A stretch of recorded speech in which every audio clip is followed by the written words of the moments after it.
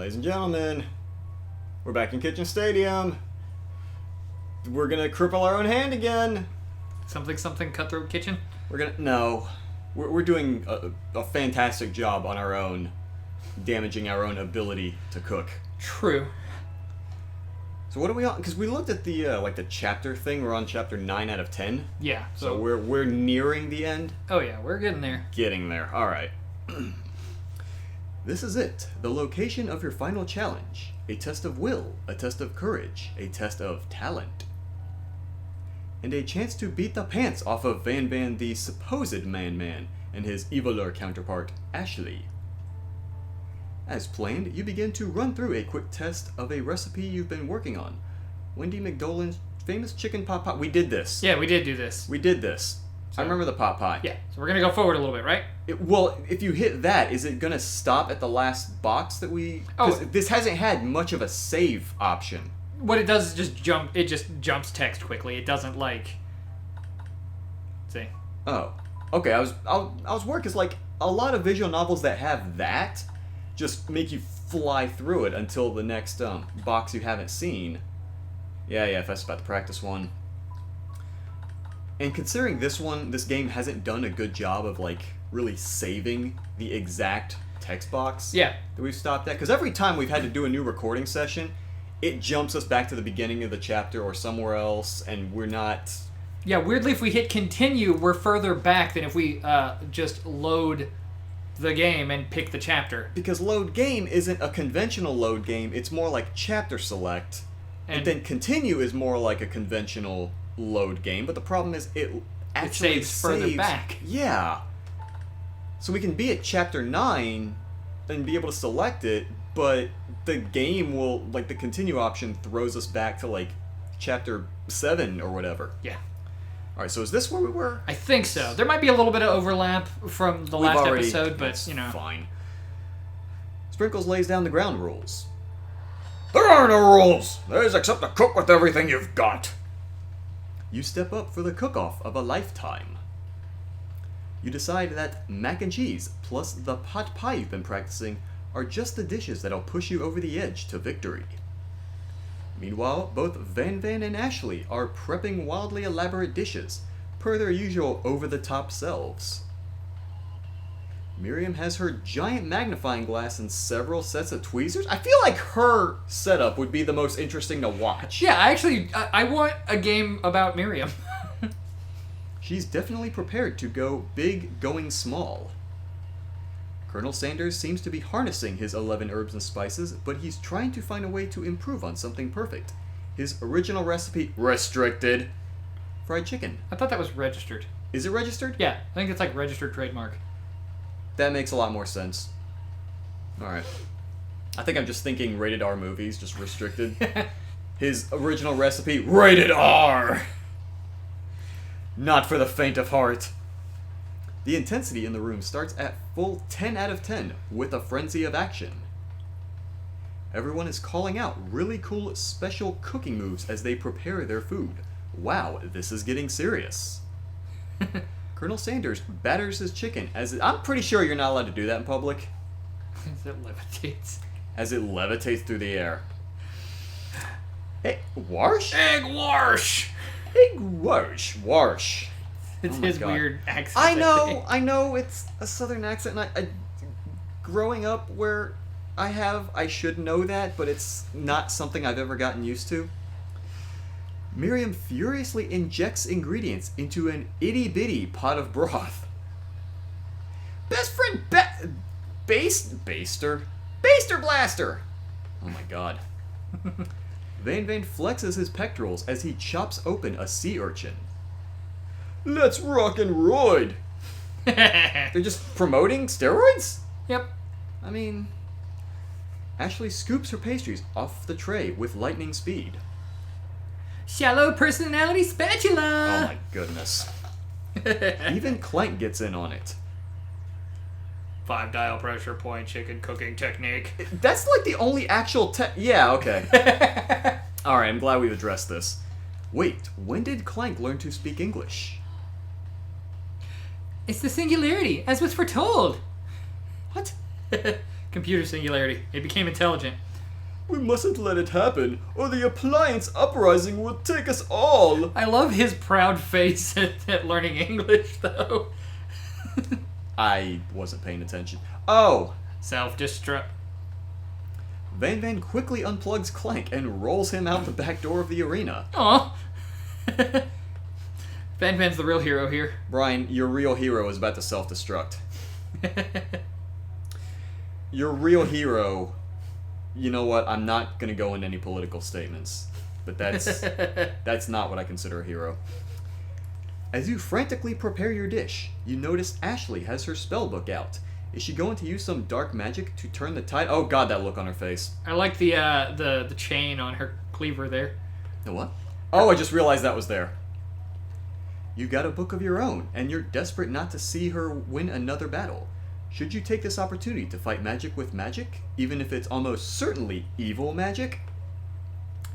Do it the hard way. When you know good and well that the magic is evil. The last time we tried to do something the easy way, we bashed up our hand. Right.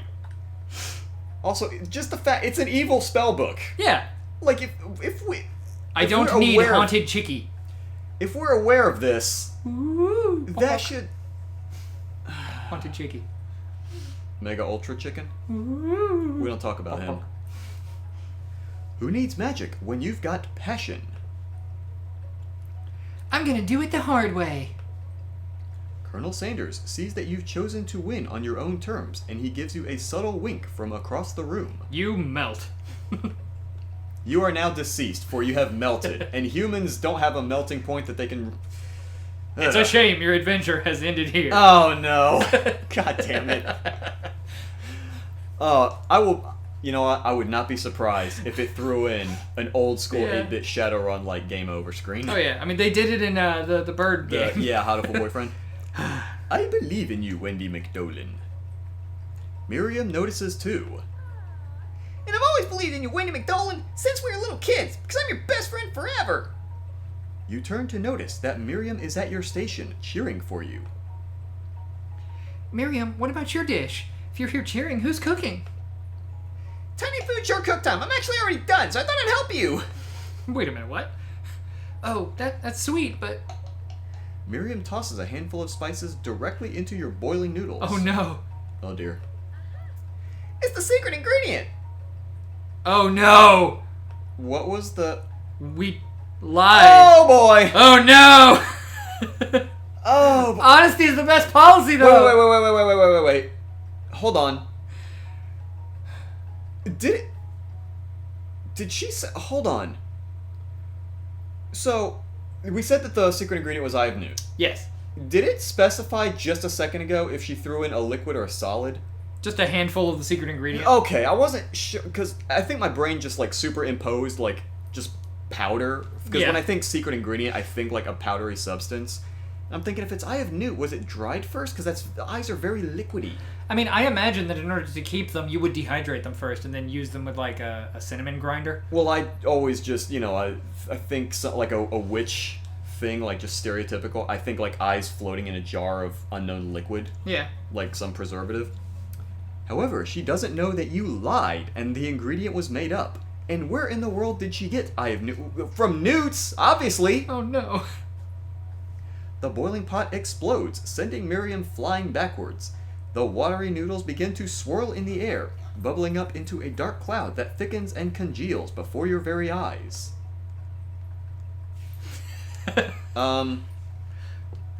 It is I, Steve the Spork Monster! Did he say his real name before? Yeah, I thought it... Steve, wait, what happened to Borko? You're not here to battle me, are you? We Spork Monsters are many. I think Borko had the day off. But you have conjured Steve, and I hate the battle. So I'd say you're doing pretty alright. Oh. Oh, hey, you're in the middle of a cooking competition. I love this stuff. It's better than TV. You crazy kids and your culinary skills really impress me. Mind if I hang out? What? I'm sorry, Steve, but I'm kind of in the middle of something. Do you mind? Steve the Spork Monster notices that you've got the grimoire stashed beneath your cooking station. I see you're up to... I see what you're up to. Crisscross some magical items and accidentally summon me, huh? Yeah, you guessed it, sorta. If you're here, would you mind tossing me some fresh noodles in a pot of salt and water? So are we lying to him too after our lie got us in trouble with Miriam? Apparently. I'd love to. I always wanted to be a top chef, actually. You know, when I was just a little sport pup back in the old country. You can feel Sport Monster winding up to tell a very long and involved story. You don't know exactly where they came from, but it seems like it was probably lonely there. Actually, you know what? Maybe you should watch from the stands. I really need to focus on the competition. I understand. It's kind of like that time in monster school that I had fallen asleep during scare tactics class, and when I woke up... You toss a serious stare at Steve, and he takes the hint. Never mind, I'll tell you later. Good luck. Having suffered this huge setback, you don't know how you could ever win. Summon the extra power from deep down within yourself, or I mean, give up and drop out of culinary This school. feels like a loaded option. I can do this. I have what it takes. I came here to win. Your hair turns mac and cheese orange. Alright. As culinary energy flows through your body. My heart is pure, my hands are steady, my taste buds have been preparing their entire lives for... Yes, Wendy McDolan, you are the chosen one. You will avenge me. The power you'd been summoning immediately fades back out. You interrupted my inspiring monologue. Sorry. My heart is pure, my hands are steady, my taste buds have been preparing their entire lives for this moment. I will show the world my cookery. You begin to levitate off of the ground. Energy courses through your body. You know that with this power, you can do anything. Except turn back time, which would be super useful, because while you were powering up, your chicken pot pie overcooked in the oven and can't be served. But don't worry, dear Wendy McDolan, you may have suffered some setbacks, but all is not lost. Impressed with your fortitude, Colonel Sanders decides that you have earned his support. I've been watching you today, and I must say, I'm truly impressed. You've been thinking on your feet and rolling with the punches. Perhaps you'd like to come to one of my restaurants and earn minimum wage? Oh my god. Can you imagine actual Colonel trying to hit on a girl doing that? Oh my god. He steps up to your station and asks and stands right beside you. I am here to help. All you've managed to make is mac and cheese, and time is almost up, so you're going to need it. But Colonel Sanders, what about the test? What will happen to you? What about the rules? Following the rules has never really been my thing. I follow my heart. What a guy. Colonel Sanders unfolds a delicate white towel to reveal the most delicious fried chicken tenders you've ever laid your eyes on. So we're cheating. Yeah, I was about to say, are they already fried? This feels a little bit... Cheaty? Yeah, not going by rules-y.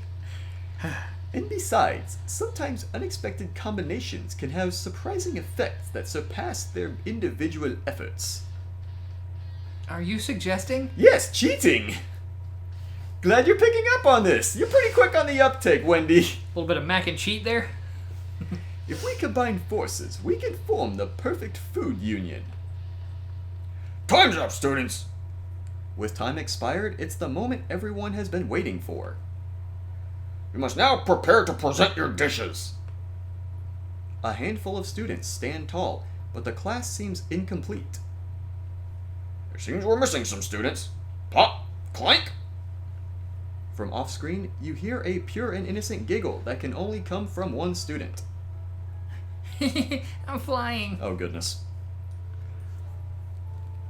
It sounds like it's coming from that broom closet over there. Miriam, would you mind?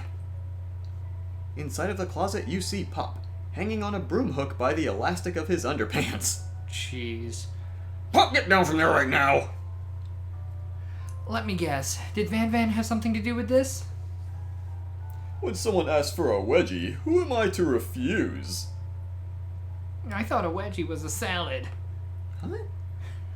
It looks like Pop is eliminated from the challenge, seeing how he didn't cook anything. I can't feel my legs. May I be excused?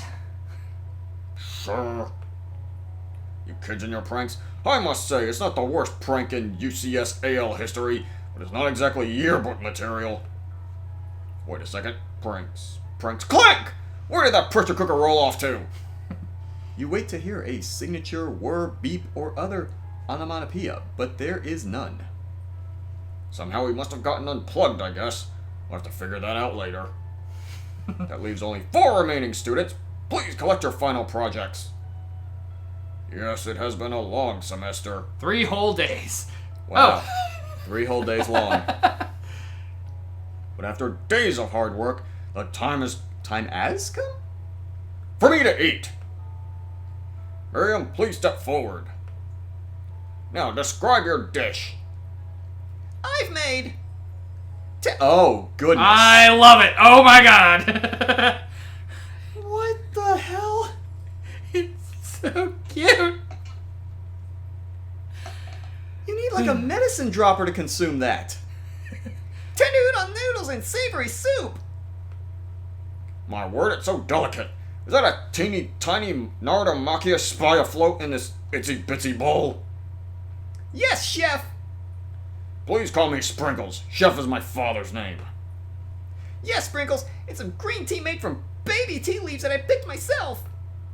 Sprinkles carefully sniffs around the dish before opening his mouth and letting just the tip of his pink dog tongue dip into the bowl. Sublime. Would anyone else like a taste?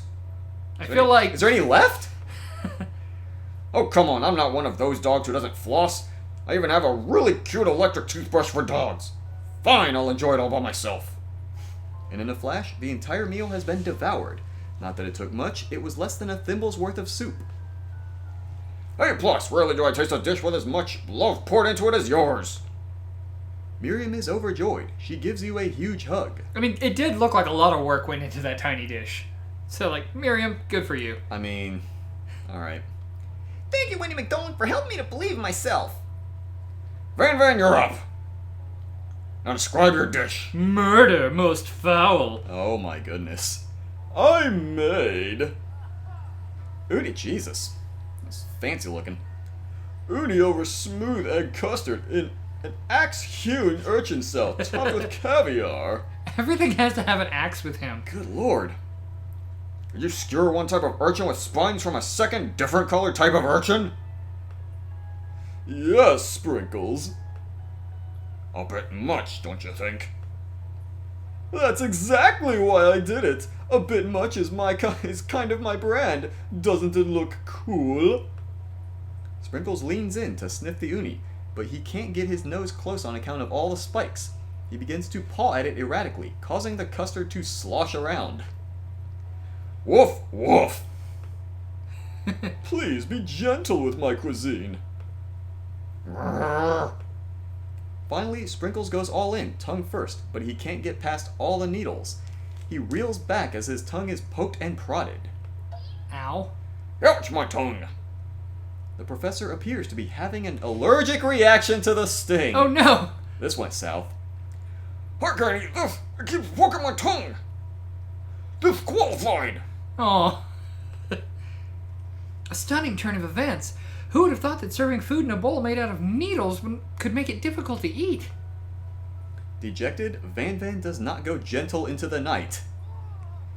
Disqualified for glamour? Don't discount simplicity. This isn't the last you've heard of me! Before forcing us to endure his swollen tongue for another moment, Sprinkles graciously laps up a bowl of milk. Now, we've gotten through half of them. I thought we'd be able to finish this like in one go, but we Yeah. are running kind of long. Oh yeah. Let's call it here. We can find out how The other two went. Yeah, Wendy and Ashley did next time.